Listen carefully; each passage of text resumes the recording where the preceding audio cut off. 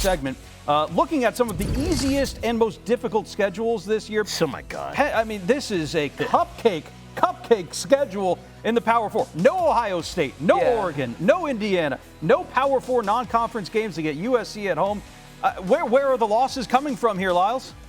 Okay, well, so I'm going to pour some cold water on this. You could lose to Wisconsin. You got Colton Joseph, the transfer quarterback, coming in. They're actually going to be somewhat competent this year. If he stays healthy. USC, Michigan is going to be a lot better, I think, than people think. Washington, and then maybe Maryland is a tough one for you. And then I don't think you could ever take, like, Minnesota lightly. Like, I know we don't see, like, the big three on here, which is hilarious that we're including Indiana in that. Never thought that would be a part of my life. Yep. But I think they lose at least 3 games. Okay, but let's say it's the USC, Michigan, and Washington games that you're highlighting there. Sure. You gotta win one of those. You gotta win one of those 3. Okay, but so if they do go 10-2, they're not making the playoff. I don't think they should too. They are not making. I will. Give me my camera right here. Give me. Hey, look. Clip this. Here, hold on. Let's get this on. If Penn State finishes 10-2, they're not making the playoff. Okay, have a dialogue. Because here's the thing. Like, with how much emphasis has been on strength of schedule, you tell me if we get a 9-3 Texas isn't getting in. But who have they beat? Who have they played? That's all I'm saying. Like, I understand. I think Penn State will have a good year potentially because of their schedule. We're still talking about a first-year coach in that program. A lot of turnover. I know a lot of the pieces came with him from Iowa State. I think all of that is great. Look at this, though. 60 seconds. All I'm saying is, could they finish 10-2? Absolutely. I think they'll probably finish like 8-4. But you just think it won't be okay. So, but the win total is 9.5. So you would go under on the win total. I'd go under for sure. Yeah, and that has nothing to do. Like, I think Matt Campbell is one of the best coaches in the country. Like, he did things at Iowa State that I think most people never thought that they would see. Yep. I just think, though, with the emphasis on strength of schedule, there's a reason the SEC decided that they were going to play 9, because they said, hey, like, if we're already going to beat each other playing 8, if we schedule one more and all of our strength of schedule goes up, like a 9-3 SEC team, I think would get in over Penn State with that schedule. Yeah, especially because I heard Reese Davis say this, and I kind of agreed on if you get a team that plays another good team like SEC, or let's say Ohio State, Texas. Yeah. If one of those teams are to lose that game, and it's a close game, do we punish them at the end of the season and say, oh, you had that one loss? I believe it should be one of those things where if you win the game, then you get the bump. But challenging yourself to play that difficult non-conference opponent should be something where we say, all right, we'll consider it, but I don't think that should be worth a full loss, which is why if a 9-3 Texas is going against a 10-2 Penn State, I would lean over to Texas. So I just want to give this caveat because I know we need to move on. I do not think that, like, Penn State's schedule for even as weak as a lot of people have been saying it is, and I understand it doesn't include the big 3 on there. I don't, like, just brush off the Minnesotas and the Iowas and all those teams, because I have heard players from other conferences say, oh, my God, man, like, we're getting ready to play, like, a bowl game I did. We're getting ready to play Minnesota. They're like, dude, we looked at that offensive line. We're like, what are we supposed to do with that? So, like, the Big Ten plays a different brand of ball. Yeah. They do. So I don't want y'all at home to, hear that and say, like, oh, my God, here goes more ESPN SEC bias. I'm just telling you what the committee is going to do. I hear you. And I do think, by and large, the Big Ten, the meat of it in the middle, has gotten better. Yeah. And to your point, I think it's been fine, honestly. Personally. You think they've been fine?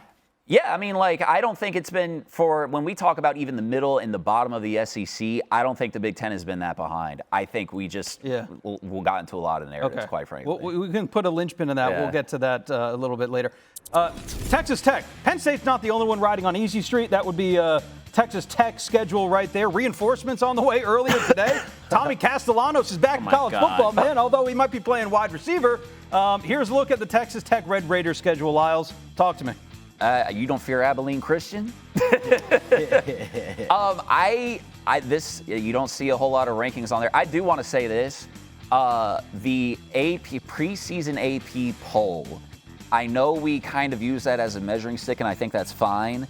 I do think it is an important reminder because you don't see a lot of numbers on there outside of Houston, right? Arizona State should still be a good football team this year. Arizona's got potential. West Virginia I think there's reason for optimism there. Oklahoma State. Nobody knows what that's going to look like. By the way, Baylor and even TCU. I think TCU's going to be in for a good year. I still think, though, with Texas Tech, I know a lot of people feel less strongly about them because Brendan Scoresby's gone. Will Hammond, man, the performance he had last year against Utah before he got hurt, I still think there's reason for a ton of optimism here. So Texas Tech, there are 9 Big 12 opponents on their schedule this year, when a combined 53 and 62 last year. 5 of the 9 were sub-500 teams. All right, Notre Dame. Man, what do we do with the Fighting Irish this year? Worth a reminder, again, that Notre Dame only needs to be ranked in the top 12 of the final rankings to receive a spot in the playoff this year, Scoob. When you look at their schedule, obviously the 2 big games at BYU and home against Miami late in the season. So they don't have a scenario where they are kind of playing catch up with those 2 tough games they faced last season. Little bit of a runway there to work up to BYU. Yeah, I like how they have that towards the end of the season, but this is going to be another year where Notre Dame, you can't really trip up, because if they lose one of those games they're not supposed to, and then let's say lose a close one to Miami and then just blow everyone else out, if they end up ranked 12th nationally, they still get into the CFP, as you just mentioned. But I really like Notre Dame this year, guys. Yep. I think they're a team that can win the national championship. One of the most experienced teams in the country. Number 1 in returning snaps, 14 returning starters, 6 offense, 8 defense. And you got CJ Carr, a guy who is being seen as a potential first-round quarterback. I think they're stacked all over their roster. They got a great coach. This is the year for Notre Dame to do something. All right, we're going straight to Miami here. Those were a few teams with some easier schedules. They hit the jackpot. On the other side, a couple that have to have a couple more difficult games, right? So Miami, you look at that Notre Dame game, the ACC, a lot of talk on it being down this year, but let's not forget Duke won this conference last year, so that's a little tough stretch back to back. Lyles, what are we thinking on the ACC? Man, if you're Miami, you are glad that after you start off at Stanford and then you get FAMU. I do think, listen, I know we're not high on Clemson and Florida State this year, and most people, frankly, aren't ever high on Pitt, which I don't always agree with. They're always a tough team. They're always tough, defensively, always really stout. That's you want to talk about coaching continuity. That staff over there. Well, you still got North Carolina. We'll see. No, North Carolina is going to be bad. This is the last year. This is the last. No, this is the. No, this. No, you're shutting that down quick. No. He said, no, I ain't even giving them a chance. We pretended to do this like the first year. Lombardi had the quote, the 33rd NFL team. No, man. No. Not even giving that a second thought, right? No, I'm sorry. Miami, it's not going to happen. It's not going to happen. Man. Miami has check magic. I hear you. Miami has played 22 seasons of college football in the ACC. They have never won a conference championship. So, considering what happened last year, anything short of a conference championship win this year, I think would be a little bit of a disappointment. Tell you what, though, a player I think we're sleeping on is Derry Mensa. I 1,000% agree with you, and we're going to get to that in just a bit. So again, those are the couple of teams that have some really tough, really easy schedules. Ohio State, this might be not only like one of the toughest schedules in the conference, but maybe one of the toughest schedules Ohio State has ever actually faced. Yeah. Right? I mean, this is a gauntlet here. It's a good example of if you lose 3, you're in over a 10-2 Penn State. Yep. Great example. I mean, you know what I mean? Lose to Texas. Like this, that stretch. I mean, so from Iowa down to Oregon, if you get out of that with 1 loss, man, like nothing can break you after that. I don't think. That's an absolute. You got a bye week after Indiana, though, right? Yes, you get the bye after Indiana. Yeah, you need that one. But man, even just, I know some people think Nebraska is going to be good this year. I have some questions about them at the quarterback position. I think Anthony Calandri is good.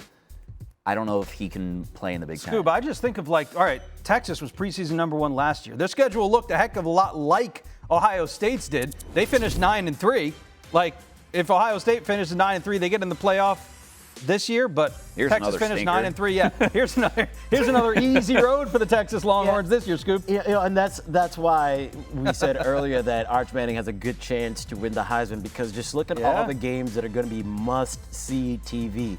But this is a difficult path, and I tip my hat my cowboy hat, to the Longhorns just simply because of the difficulty of their schedule. That Ohio State matchup is going to be a real litmus test for both teams to see where they are. But then Oklahoma, I really like Oklahoma this season. I think they have one of the strongest rosters in the entire country, especially on that defensive side of the ball. John Mateer, is he going to be aggressive and careless with the ball like we've seen in the past? And then Florida, don't sleep on Florida. We'll see what they can do this year, but it seems like they've had a little bit of a reset. And then Ole Miss, we talked about Trinidad Chambliss, how he's the best returning quarterback.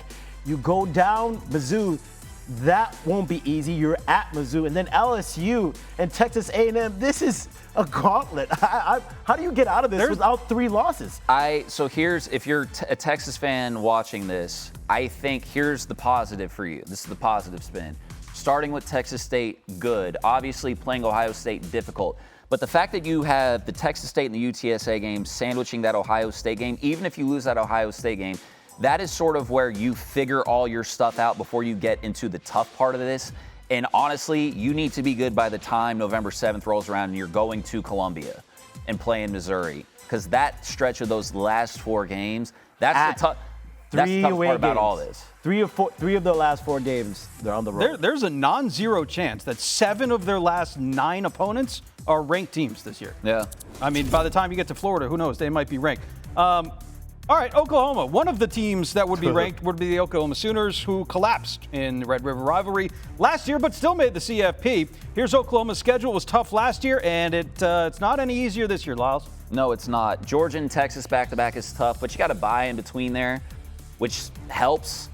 But, man, even if you look at those last few games, Ole Miss, Texas A&M, and Missouri. And honestly, I mean, Florida on top there, too.